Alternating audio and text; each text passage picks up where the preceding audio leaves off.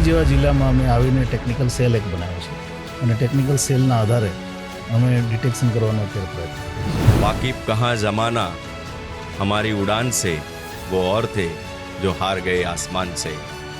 એક એવા અધિકારી એટલે આઈપીએસ શ્રી મનોહરસિંહ જાડેજા આપણી સાથે મહેમાન બન્યા છે. Welcome sir. પહેલાં તો આપને પહેલેથી જ માઇન્ડમાં એવું હતું કે આઈપીએસ અધિકારી બનવું છે કે મેં ચલતા ગયા ઓર કારવા બનતા ગયા? જ્યારે કોલેજમાં તો ત્યારે એનસીસી જોડાયેલો. આરડીસી કેમ્પ દરમિયાન મને ખ્યાલ આવ્યો કે યુનિફોર્મ જોબ એક આખી અલગ પ્રકારનો પ્રભાવ ઊભો કરે છે. એઝ એ આઈપીએસ ઓફિસર આપે તો ઘણા બધા જિલ્લાઓમાં અલગ અલગ વિસ્તારોમાં કામ કર્યું છે અને લોકો એક પરિવાર નથી સંભાળી શકતા. તમે આખો જિલ્લો લઈને બેઠા છો. કેટલો આમ કેવી રીતે ટેકલ કરવી પડે છે બાબતો? પરિવાર ચલાવવો નાનું યુનિટ છે, જિલ્લો ચલાવવો મોટું યુનિટ છે, પણ નિયમો બધા સરખા છે. ખાસ તો બોર્ડરનો જિલ્લો છે તો એને લઈને કોઈ ચેલેન્જીસ તમને લાગે છે?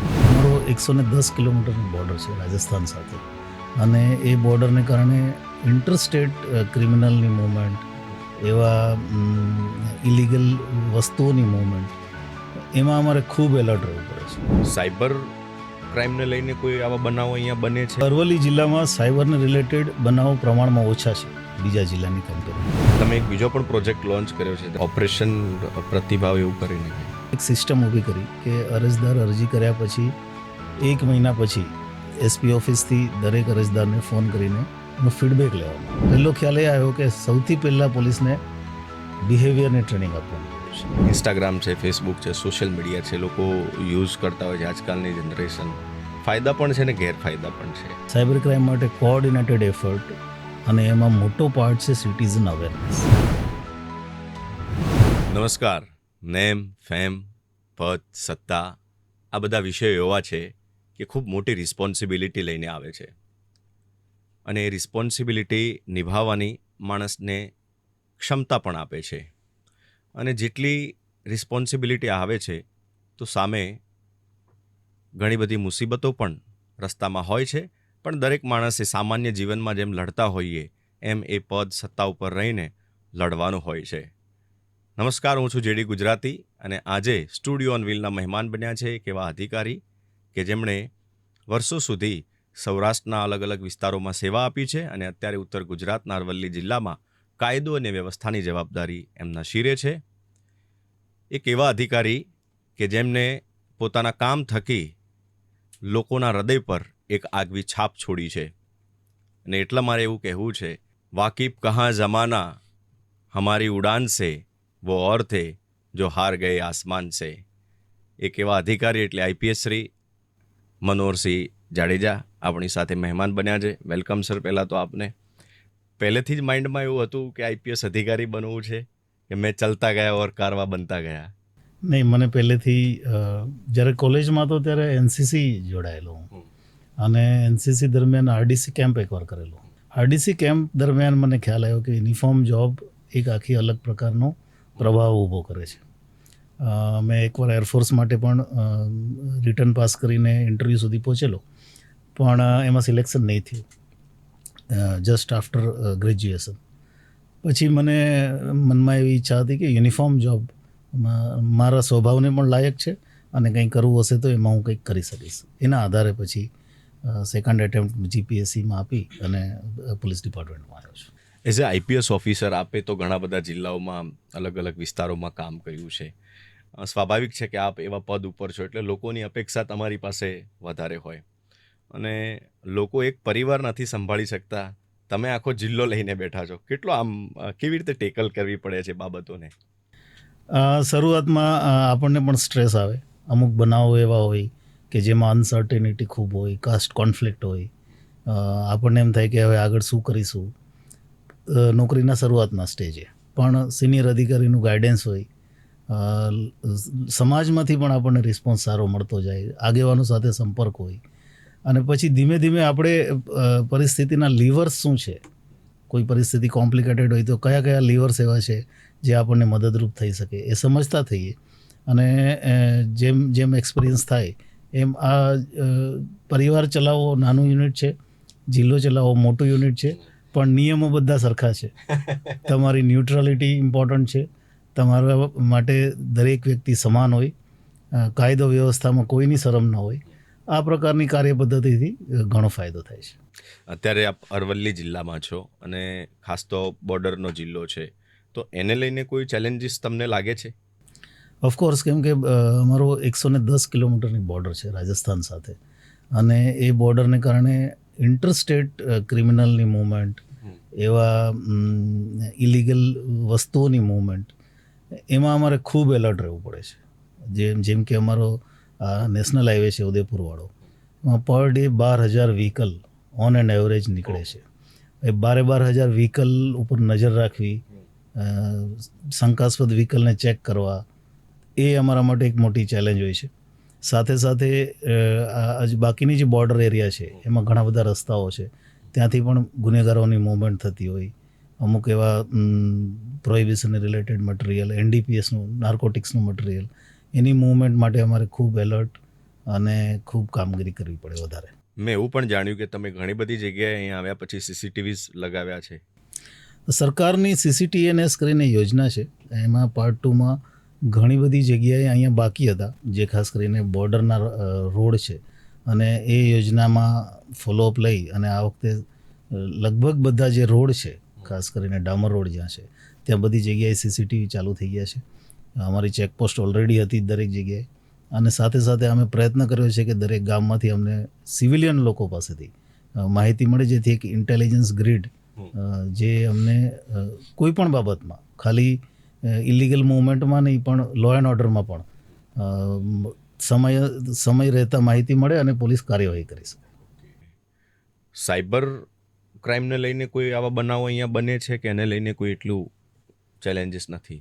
અરવલ્લી જિલ્લામાં સાયબરને રિલેટેડ બનાવો પ્રમાણમાં ઓછા છે બીજા જિલ્લાની કમ્પેરમાં, પણ છેલ્લે જે રાજ્ય સરકારની ડ્રાઈવ હતી મ્યુલ એકાઉન્ટ હન્ટિંગ, એમાં અમે 3-4 કેસો કર્યા છે.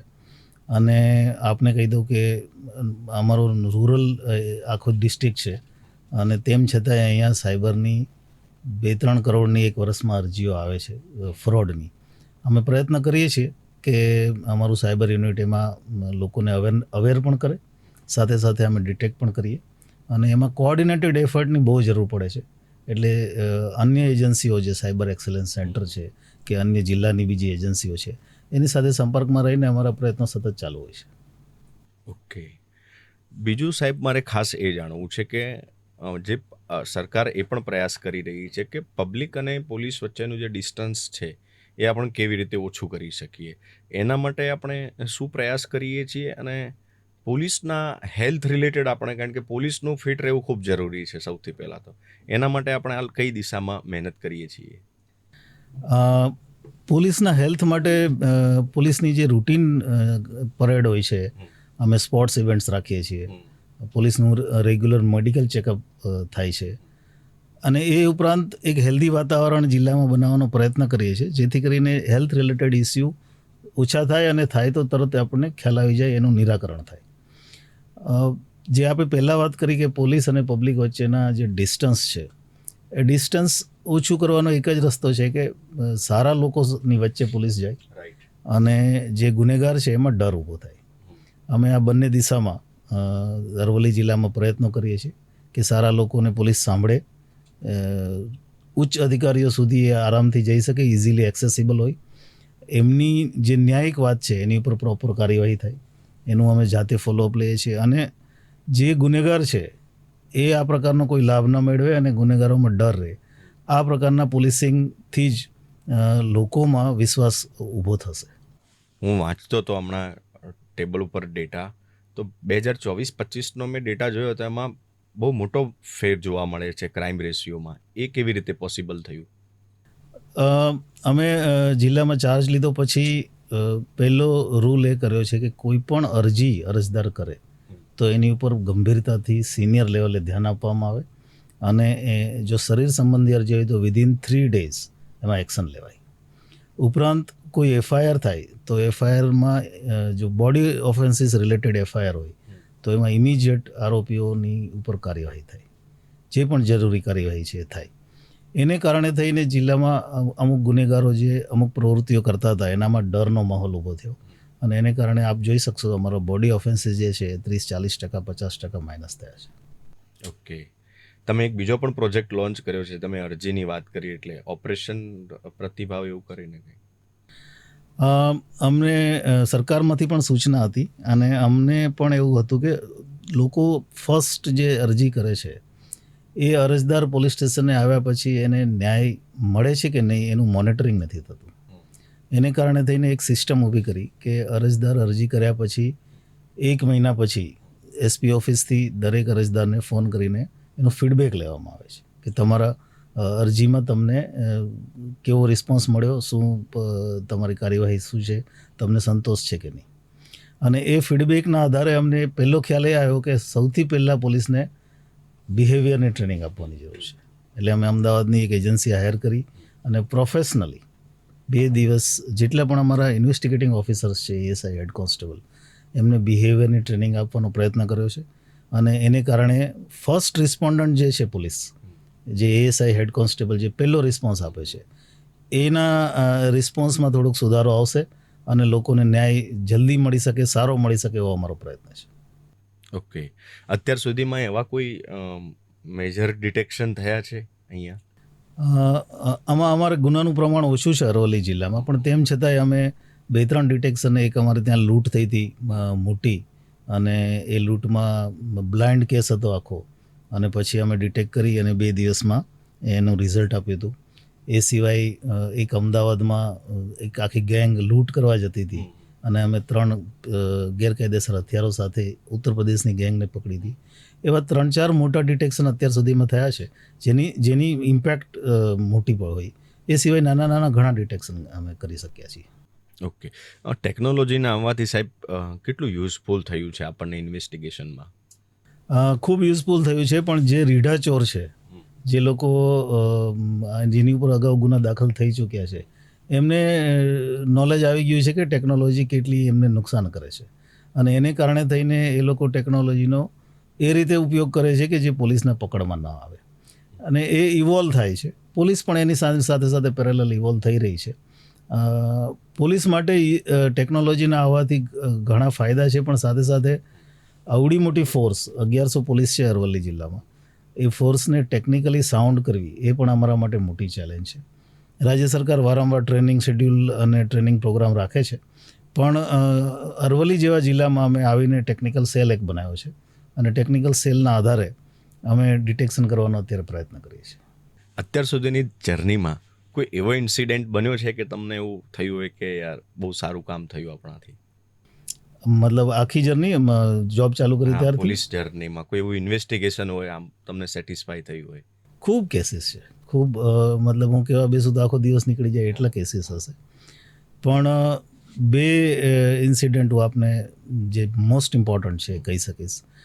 મારું પોસ્ટિંગ જ્યારે ડીવાયએસપી તરીકે નર્મદામાં હતું, ત્યારે અમારા પોસ્ટિંગ દરમિયાન જ સ્ટેચ્યુ ઓફ યુનિટીનું ખાતમુહૂર્ત થયું અને એનું ઉદ્ઘાટન પણ થયું.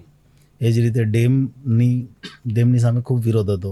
નર્મદા બચાવો આંદોલન બહુ જ સક્રિય હતું ત્યારે, અને એમાં અમે ખૂબ મોટા પાયે કાર્યવાહી પણ કરવી પડી, વારંવાર કરવી પડી, અને ડેમનું કામગીરી પણ અમારા ટેન્યુઅરમાં જ પૂરો થયો. એટલે અમને એક બહુ મોટું સેટિસ્ફેક્શન છે કે એઝ એ પોલીસ ઓફિસર અમને બહુ મોટો અનુભવ ત્યાં મળ્યો કે જે આ અગત્યનું નેશનલ લેવલના 2 પ્રોજેક્ટ હતા એ પૂરા કરી શક્યા. સાથે સાથે અમે જ્યારે સોમનાથ હતા ત્યારે અમે ત્યાં મંદિરની પાછળની જગ્યામાં ખૂબ જ દબાણ હતું, અને એ લગભગ અમારે 8-10 ફેઝમાં એ દબાણો દૂર કરવાની જવાબદારી મળી હતી. અને અમને આનંદ છે કે કોઈ પણ જાતના પ્રશ્ન વગર એ લગભગ 102 એકર જેવી જગ્યા અમે નિર્વિઘ્ને પૂરી કરી શકીએ. એ પણ બહુ મોટો પ્રોજેક્ટ હતો. ઓકે. જોબ સિવાયની હું વાત કરું તો પર્સનલ હોબી શું છે આપને? શું ગમે છે? રીડિંગ અને હોર્સ રાઇડિંગ. બાકી ફેમિલી સાથે, કેમ કે ફેમિલી સાથે રહેવાનો બહુ ટાઈમ નથી મળતો. ફેમિલી તો કમ્પ્લેન કરતા હશે ઓલ ટાઈમ? ઓફકોર્સ, હવે તો બાળકો થોડા મોટા થઈ ગયા છે, પણ નાના હતા ત્યારે ખૂબ કમ્પ્લેન કરતા હતા. એક છેલ્લો સવાલ સર આપને કરું કે સાયબર ક્રાઇમની આપણે વાત કરીએ જ તે પહેલાં, ઇન્સ્ટાગ્રામ છે, ફેસબુક છે, સોશિયલ મીડિયા છે, લોકો યુઝ કરતા હોય છે આજકાલની જનરેશન. ફાયદા પણ છે ને ગેરફાયદા પણ છે, અને ઘણા બધા બનાવો સોશિયલ મીડિયાથી પણ બને છે, ફેક વિડીયો કોલ કે કોલ્સ. લોકોએ કેવી રીતે આનાથી બચવું જોઈએ? ખાસ કરીને સિનિયર સિટીઝન્સ આમાં વધારે ભોગ બનતા હોય છે, તો એને લઈને કોઈ આપ મેસેજ આપશો? સાયબર ક્રાઇમ કોઈ એક એજન્સી કે કોઈ એક પોલીસનું યુનિટ સોલ્વ નહીં કરી શકે.